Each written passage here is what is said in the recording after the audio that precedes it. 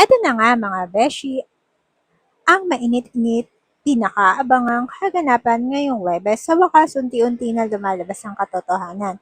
Mga beshi, akalain nyo bang na ang isang kasinungalingang matagal tinatago ay siya ring magiging dahilan ng tuluyang pagbagsak ni Meghan?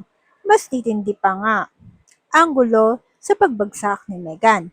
Habang patuloy mong sinisira ang isang tao para lamang sa sariling kapakit-panabangan, dala ng inggit, takot, na malamangan ka niya. Tandaan mo, may paraan ang tadhana para itaas ang taong pilit mo binabagsak. Ilang beses nang hinusgahan, pinahiya si Jenny ng mga tao. Ngunit sa likod ng kanyang pananahimik, isa rin siyang taong nasasaktan. Hindi man siya madaling manghinaan ng loob, may puso rin siyang napapagod, nadudurog sa masasakit na salitang binabato sa kanya.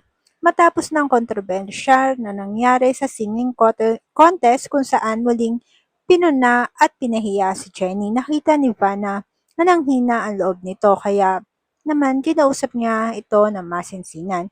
Kung gusto mong sayangin ang oras mo sa mga taong gusto kang pabagsakin, pero kung gusto mong magtagumpay, kailangan mong matutong lumaban, hindi habang buhay may magtatanggol sa'yo.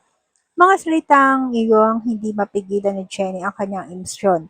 Tuluyang bumigay ang kanyang mga luha habang mabigat siyang niyakap ni Bana. Ngunit may isang taong mas lalong nasasaktan nang makita ang nangyari, si JC. Habang pinapanood niya ang mga pinagdaanan ni Jenny, unti-unting bumigat ang konsensya niya.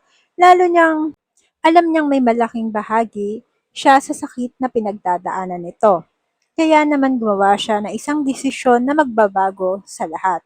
Tinawagan niya si Chika Nene para humarap sa isang eksklusibong panayam. Doon niya ibinunyag ang isang katotohanang ikakagulat ng lahat. Tahasan niya sinabi na walang namagitan sa kanila ni Jenny.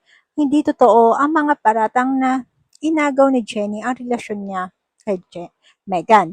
Inamin niya ang lahat na nangyari ay isang plano lamang ni Meghan para sirain ang pangalan ni Jenny, palabasin siya ang dahilan ng kanilang pagkakalayo. Isang kasinungalingang matagal nilang itinago ang tuluyang nabunyag. Hindi makapaniwala ang mga manunood ni Chika Nene sa narinig nila. Agad nilang naging usap-usapan ang revelasyon ni JC at mabilis itong kumalat.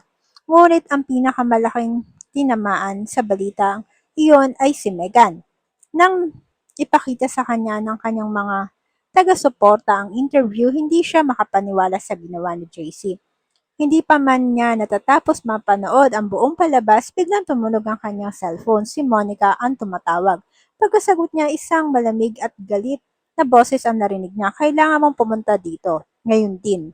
Nalaman niya ni Monica ang tungkol sa interview at alam niya inilaglag siya ni JC at inilagay ni Meghan sa malaking panganib ang buong Yumi. Samantala sila Yuna, Nancy at Alpha ay natulala rin matapos mapanood ang revelasyon ni JC. Hindi nila matanggap na totoo pala ang sinasabi noon ni Jenny na wala siyang inagaw at ang lahat ng iyon ay plano ginawa upang sirain siya.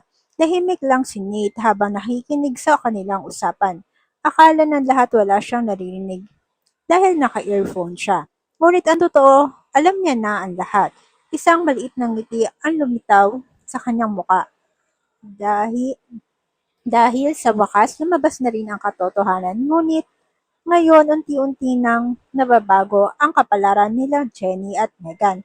Nang nakita ni Nancy, Yuna at Alpha si Meghan ay agad nila itong nilapitan. Hinarap.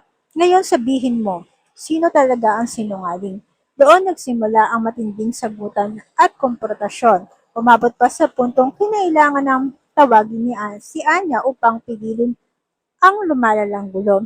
Hindi agad natigil ang lahat. Kaya naman sinabi nilang si Monica na mismo ang haharap sa kanila dahil sa malaking problemang idinulot ni Meghan. Samantala, nanatiling tahimik si Nate habang pinagmamasan ang pagbagsak ng mga taong minsan naging dahilan ng mga pasakit ni Jenny at wala siyang ginawa. Pagkatapos na nakausap sila ni Monica, agad na umuwi si Meghan at tinawagan si JC.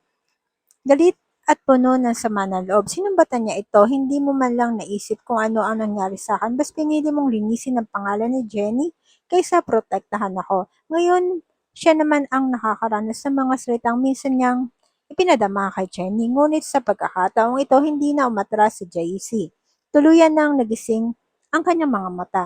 Napagtanto niyang mali ang taong kanyang pinagtatanggol at nakita na niya ang tunay na kulay ni Megan. Wala nang sinabi si JC. Iniwan niya itong mag-isa nang hindi man lang nagsalita. Samantala, unti-unti naman bumabangon si Jenny. Ibinahagi ni Coach Ban ang magandang balita. Maraming gustong kumuha kay Jenny para maging guest sa iba't ibang palabas. At sa wakas, nagsisimula na bumalik ang liwanag sa buhay niya. Matapos ng lahat ng paninira, kasinungalingan at sakit na pinagdadaanan niya.